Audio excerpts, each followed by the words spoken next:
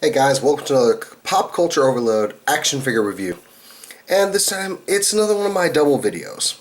Because what I have here are two She-Ra releases from the Masters of the Universe Classics line. Now the thing with the She-Ra figures is it's kind of been hit or miss. There's been a lot of things they never seem to get it quite right. This is the original She-Ra over here. And we'll just go ahead and take a quick look at her. Really great head sculpt. Some great accessories. I mean, it really captures as far as the look of She-Ra. Got a really good head sculpt there. Here's her, you got her shield, some good articulation. Very, very close to the design that she had in the cartoon, except for this. She has this gold sword, which is more reminiscent of her original action figure release, but in the show, She-Ra had a silver sword. So this is what we got first. Also, she came with as a little throwback to the original She-Ra, this battle axe and comb accessory, though her hair is of a hard plastic. Also, she came with this, which is a kind of trying to be a throwback to the original She-Ra figure with the way it's shaped, and also that you could do this to it. And yes, she has a divot in her forehead.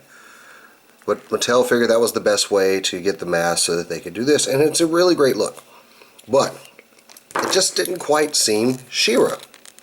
Also, while I'm on the subject, these Masters of the Universe figures usually have a pretty good articulation, especially He-Man and Skeletor, for when they would eventually get their mounts, Battle Cat and Panther. Unfortunately, She-Ra's skirt prevented her legs from doing anything, and this is as far as it'll go. This skirt is of a really stiff plastic material. Didn't allow for the ball joints in her legs to be utilized. And while I'm at it, I'll just go ahead and say she's got the back and forth articulation. She's got a twist right here at the calf where the boot is, but that's as far as it will go because of the boot. The leg articulation is pretty much useless. This is about as far as they can go forward and back, and that's about as far as they can go side to side. No waist articulation, but she does have ball jointed shoulders, a single jointed bicep, and a twist at the wrist. Also, but her head is not able to achieve much because she has this long flowing hair that's very stiff and hard, and also this cape. It's pliable, but not exactly. It's gonna snap back into shape pretty easily. But otherwise, it was a good She-Ra. However, getting a swift win for her to ride was going to be a bit of a difficult task or undertaking. That's what I meant to say. Mattel's answer was, well, we're also going to come out. Oh, before I go any further, that gold sword of hers. If you got the weapons pack, you're able to get a more screen-accurate two-tone silver sword with the blue gem in there. And that's the one I like to use with my She-Ra. But their answer was, we'll come out with a variant, but a special deal. Now this was kind of a redo of an original She-Ra figure, the Bubble Power She-Ra. They even gave her a little bubble thing. I don't know if it works. I'm not going to try it. I'm not that much into this thing. And she has this more like headdress more like the original figure, which was able to come off without sacrificing, any divots in her forehead. And this figure had better articulation. Oh, and also, I don't know if I really touched on that. The shields are exactly the same except for the pink and blue gem. And of course, She-Ra comes with this special sword, which is, like I said, more reminiscent of the Bubble Power She-Ra. But if you look at her boots, she's got a little bit more detail there. Her legs are fully posable.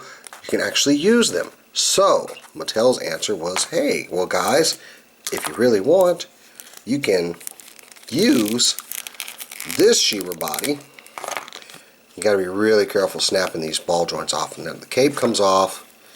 The funky tunic comes off. And look, underneath you have pretty much a She-Ra buck. And we'll just get rid of this crazy looking sword here. Now, what I did was take this She-Ra and pop that head off. And these ball joints the pegs they go on are very skinny. I'm always scared popping it off with the female characters in the MOTU line. I didn't want to do it, but I did it for the review, and that is probably the last time I will ever pop that. Because, I mean, that is a little thin neck joint. It seems sturdy enough. I don't see any stretch marks on it, but I don't want to take any chances. Now, what you're left with is a She-Ra that's not only screen accurate. I'm just going to get these massacre of pieces out of here. Excuse me. And she also has some very nice bracers here. They also have a blue gem in there. And she has actual waist articulation that can be used. The skirt is of a very soft plastic.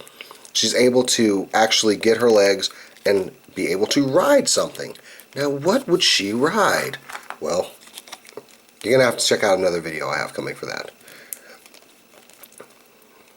But she is She-Ra, she has a mount, and I like to use that sword with this shield. Or, really, I mean, it is the Princess of Power here. She's never really been like a tough girl. You know, they never really portrayed her like, if they were to portray She-Ra now, she would be pretty much a badass, because that's how I like to have her. Dual wielding two awesome looking jewel encrusted swords. And that's pretty much the She-Ra that I have on the shelf and that I have mounted to ride her steed, Swiftwind, which we'll be getting into later. And look at that head. It's a really great head sculpt. And just a really great figure. These MOTU figures are some of my favorites. And I'm finally glad they were able to do She-Ra right. But stay tuned, folks. They did this right for a reason. Until next time, I'll see ya. I'm Jason the X.